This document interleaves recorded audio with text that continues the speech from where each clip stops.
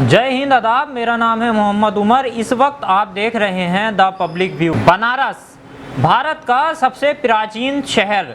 बनारस में बाबा विश्वनाथ कॉरिडोर के बहाने से की जा रही तोड़फोड़ का असर अब दिखने लगा है। बनारस की खुदाई का नतीजा क्या होगा ये देखने वाली बात है, लेकिन ऐसा लग रहा है कि समूचा बनारस ही अब ढह जाएगा। नए ज़माने के रंगरूटों को जो आज शायद अधिकारी बने बैठे हैं, उन्हें बनारस के इतिहास और उसके भूगोल की जानकारी ही नहीं है। यहाँ एक तुर्रा ये भी है कि ऐसी सरकार है बनारस पर फावड़ा गिराने के पहले इसके ठेकेदारों के पास कोई सलीके का ब्लूप्रिंट ही नहीं है।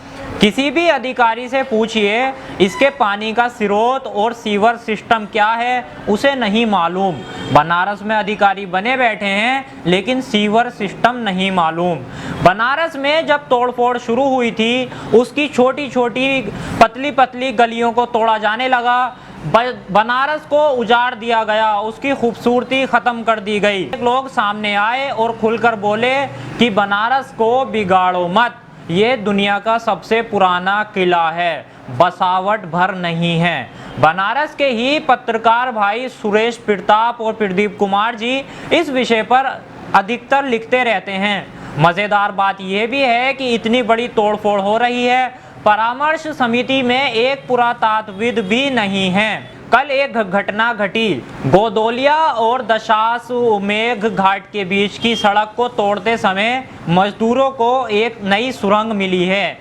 तस्वीर हम स्क्रीन पर लगा रहे हैं। इतनी गहरी और चौड़ी सुरंग देखकर प्रशासन के हाथ पांव फूल गए। उसके बारे में कोई भी अधिकारी बोलने को तैयार नहीं है। बनारस शहर ये कुंडों की बसावट है। जगह जगह कुंड बने हैं और एक दूसरे से जुड़े हुए हैं। उनका पानी कभी सूखता नहीं है। इतना ही नहीं, बनारस का सीवर सिस्टम और भी विचित्र है। पूरे सड़क की चौड़ाई लिए निहायत गहरा सीवर सिस्टम सदियों से चला आ रहा है। यहाँ मैं आपको एक उदाहरण बता रहा हूँ। सन 1978 में ज़बरदस्त बाढ़ आई थी। गोदोलिया चौराहे पर लकड़ी के एक खोखे में पुलिस बैठी रहती थी।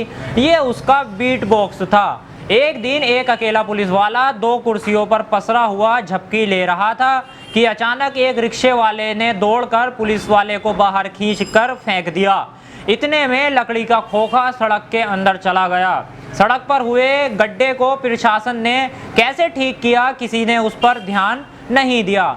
बाढ़ खत्म हुई 2-3 महीने बाद लोटिया सड़क पर एक ट्रक फंस गई। उसका पिछला हिस्सा सड़क में आहिस्ता आहिस्ता धंसने लगा। क्रेन आई, किसी तरह ट्रक को खींचकर बाहर किया तो पता चला कि ट्रक के पिछले हिस्से में फंसा लटका एक खोखा भी बाहर आया है। इन दोनों जगहों का जो मैंने नाम लिया, ये एक दूसरे से काफ़ी दूरी पर हैं। इसका मतलब ये निकलता है कि बनारस का सीवर सिस्टम जो प्राचीन काल का है, वो कहीं ना कहीं अंदर से जुड़ा हुआ है। जिस बारिश के पानी को संचित करने के लिए आधुनिक युग में करीब 400 करोड़ खर्च करके भी योजना को मुकाम तक नहीं पहुंचाया जा सका, उसे हमारे पूर्वजों ने कर दिखाया था। करीब 225 साल पूर्व ये अद्भुत वास्तुकला सोमवार को आम जन की नज़र में तब आई जब गदोलिया से दशाश्वमेध मार्ग निर्माण के लिए सड़क की खोदाई की गई। यहाँ पुरानी ईंट का एक बड़ा ड्रेनेज सामने आया। कुछ इलाके के लोगों ने कहीं सुनाई कहानी बताई तो कुछ ने तथ्यों के आधार पर काफ़ी हद तक सटीक जानकारी दी, जिसके बाद कार्यदायी संस्था ने नाले को ढक्कन से ढककर काम जारी रखा। ड्रेनेज सिस्टम की व्यवस्था कुछ इस तरह से थी कि इन कुंडों के भरने के बाद बारिश का पानी डेढ़सी पुल, जो कि श्री काशी विश्वनाथ मंदिर के दरवाजे के करीब है, शाही नाली से होता हुआ घोड़ा घाट यानी डॉक्टर राजेंद्र प्रसाद घाट पर गंगा में गिरता था। वर्ष 1978 की भयंकर बाढ़ के दौरान गंगा के पानी को इस ड्रेनेज से वापस आते देखा गया था। वर्ष 1986 में गंगा एक्शन प्लान के तहत गंगा की ओर जा रहे नालों को बंद करके पंपिंग स्टेशनों से जोड़ने की योजना चली। इससे इन कुंडों का आपसी संबंध टूट गया, लेकिन राम कुंड की ड्रेनेज लाइन से वर्षा जल निकासी आज भी जारी है। करीब 30 साल पहले जद्दू मंडी के निकट भवन निर्माण के लिए जमीन खोदाई के दौरान भी सुरंग मिली थी। छानबीन में पता चला कि रामकुंड ड्रेन की एक लाइन लक्सा के निकट शाही नाले से जुड़ती है। पुरानी ईंटों से बनी पक्की सुरंगों के जरिए आपस में जुड़े हुए कुंड थे। बारिश का पानी कुंडों में अधिक होने पर दूसरे कुंड में चला जाता था। आखिरी कुंड का कनेक्शन शाही नाले से होते हुए गंगा में था। खास बात यहाँ यह है कि गुरुबाग स्थित श्रीनगर कॉलोनी के लोगों द्वारा बारिश के पानी को बचाने के लिए 250 साल से अधिक पुराने सिस्टम को अब भी संजोकर रखा गया है।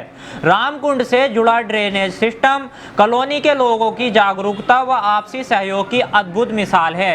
यहाँ ये ड्रेनेज सिस्टम कब और किसने बनवाया ये कॉलोनी के लोगों को पता नहीं, लेकिन वर्ष 1983 के दस्तावेज के अनुसार रामकुंड के रूप में इसका उल्लेख जरूर मिलता है। जाहिर है कि ये व्यवस्था इससे भी पुरानी हो सकती है।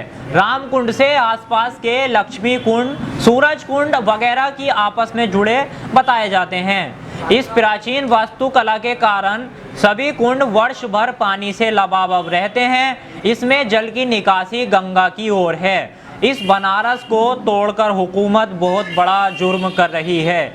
आगे शायद हालात और भी खराब होने जा रहे हैं। बनारस भारत का सबसे प्राचीन शहर, उसकी सबसे खास बात यही थी कि उसकी पतली और संकरी गलियां उसकी खूबसूरती बयान करती थीं। लेकिन काशी विश्वनाथ बाबा विश्वनाथ कॉरिडोर बनाने के लिए सरकार ने सब कुछ बर्बाद कर दिया है।